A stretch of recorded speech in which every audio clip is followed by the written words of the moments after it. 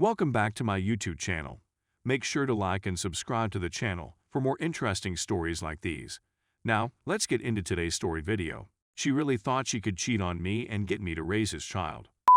I don't have many people in my life right now, but I hope you can all celebrate this modest win with me. My ex and I had been dating for 4 years. The day I discovered out she'd been cheating on me, I went out shopping for an engagement ring. She'd been with the man for 6 months, and he just recently found out about me, about the time I found out about him. He presented her with an ultimatum, and she selected him. I was sad, but I couldn't be with a cheater. So I spent the next month and a half working additional jobs and increasing my gym time to distract myself from her. I blocked her and her family, since they are horrible people in general. Everything was peaceful until I received a text from an unknown number. It's my ex calling to tell me she's pregnant and that I'm the father. I don't believe her, but it's better to be cautious than sorry for the sake of my possible kid. I offered to have a paternity test performed. She refuses, claiming that he and I were the only guys she'd been with in years, and he previously tested negative. Therefore, it had to be mine. I keep pressing on getting the test, and after much back and forth, she says she will arrange one and that we should meet up beforehand and then proceed to the clinic to have the test. I agree since she finally agreed to take the exam. So we decided to meet in a coffee shop close to the clinic. I'm anticipating a discussion on what to do if I wind up being the father. Instead, she attempts to convert the discussion into a reminiscence of the good old days when we were together, complete with a slew of sentimental memories. I am trying to refocus the discussion on the kid and the test, but she continues returning to relationship talk about how she misses what we had. I'm so worried about the prospective kid I'll have to care for that I don't see what she's doing to persuade me to take her back. When it's time for us to head to the clinic, she asks if I have any plans for the day and if I want to go have a bite to eat and hang out at her apartment for a little. I reply that my sole intentions for the day are to bring her to the clinic for our paternity test and then figure out what to do next. I simply want to get this garbage out of the way. Why not take a stroll down memory lane? Then she leaves herself to visit the restroom and returns a few minutes later, explaining that the clinic had phoned and she needed to reschedule. I questioned her whether she was telling the truth when she stated they had phoned while she was in the restroom, and she responded no. So I dialed the clinic and she panicked out and claimed she had never arranged the appointment. At this point, all doubts concerning the child's paternity dissipated. I persisted in pressing her for the truth, and she eventually broke down and told me. A paternity test revealed that the new lover was the father. When he found out, he ghosted her and she hasn't been able to find him since. She freaked out and informed her mother, who advised her to come to me about becoming the baby's father since I'm an upstanding guy who would do what is right and raise this kid. Said by the lady who previously said she'd sooner die than let me into her family. So after getting the truth, or at least part of it, out of her, I got up and went without saying anything further. I got home and have received hundreds of messages from my ex, her family, and her friends, all of whom have created new accounts to contact me begging me to take her back, calling me an idiot for leaving her, and one man who simply keeps sending me images, which I find incredibly amusing. Thank you to everyone who stuck with me through my ranting and recounting of these events. Walking away from her and finally recognizing I'm better off without her has been such a liberating feeling, and I hope I can keep it for a long because I needed it. Story 2. Wife cheated. A lot. Even with family. It changed me. For real. My wife, 27 female, and I, 28 male, have been married since high school. Before we met, she had a history of being hoey. I took a gamble and fell head over heels in love with her. I dropped everything to be with her. In retrospect, it was completely poisonous. She became pregnant with our daughter, who is my whole world. I was given life by welcoming my darling human into this planet. When my daughter was a year old, I discovered that my wife had cheated on me 9 months before she became pregnant with my twin brother. I recall nudging her and saying, I hope you got pregnant off of that 9 months before she was born. It's a mystery that I'm comfortable with not knowing whether I'm the father, and I'm not even sure it's conceivable given that we're twins. My wife and I have never discussed it. His wife and I worked together, and one day we departed early. I pretended to be him in order to sign their marriage contract since we are similar, and he couldn't leave work. That day his wife came on to me, and I told him, I want to see whether my wife would do it to me, he replied, taking my phone. I believe he felt bad, which prompted him to tell me about him and my wife. I was stunned and heartbroken. I instructed my wife to visit her parents. She did it. I realized I had to give her a lesson, even though I wanted to put it behind me and act like it never happened. I heard reports that when she was staying at her mother's house, she began flirting with a guy at work. I awoke vomiting on me. I went up there to kick his, and her vehicle was parked outside, but she wasn't there.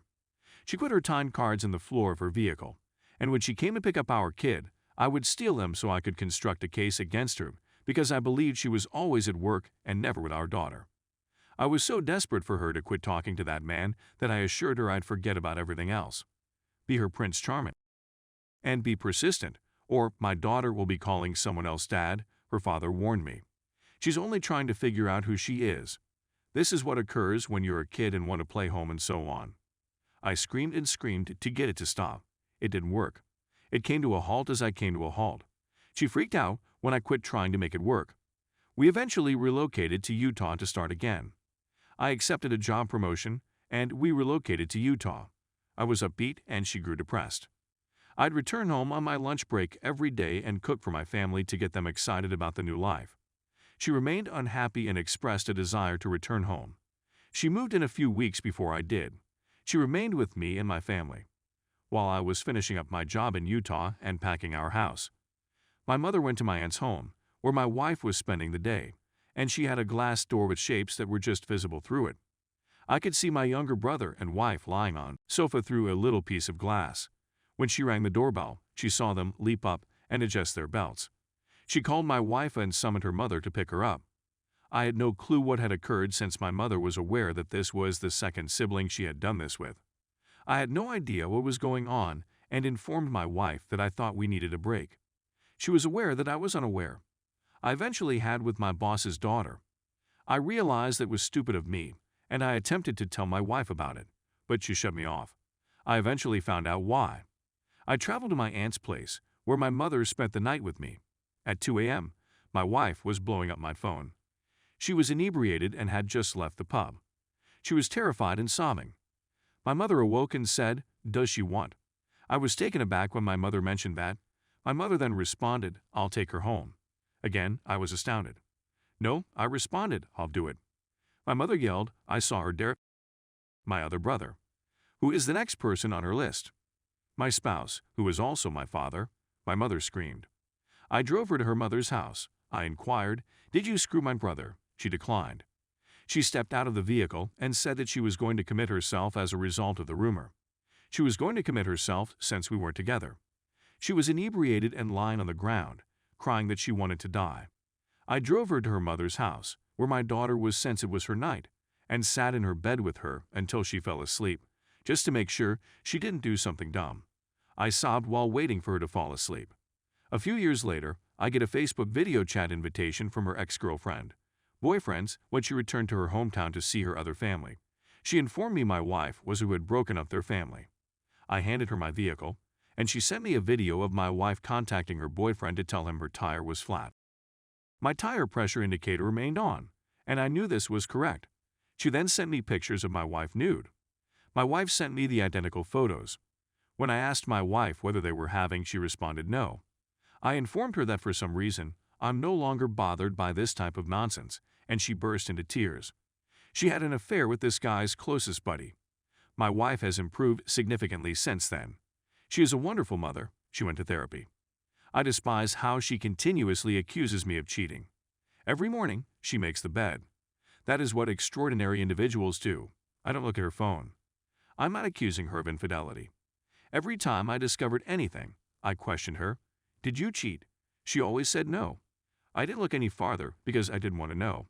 I remember asking, Lord, let me be lied to, because I didn't want to cope with the situation, because I didn't want to respond, because I knew that if I reacted, other people's lives would be jeopardized, my children, my parents, my siblings, and even my wife.